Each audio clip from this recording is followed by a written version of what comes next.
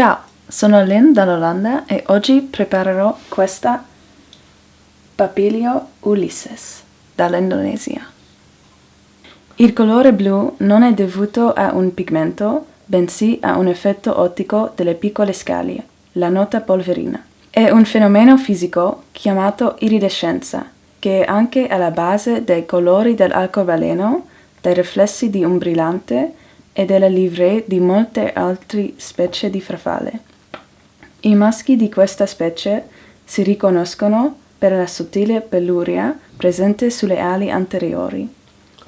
Sono peli modificati detti antroconi che hanno la funzione di disperdere sostanze volatili, feromoni, utilizzate durante il corteggiamento, utili per attirare le femmine. E questo è il risultato.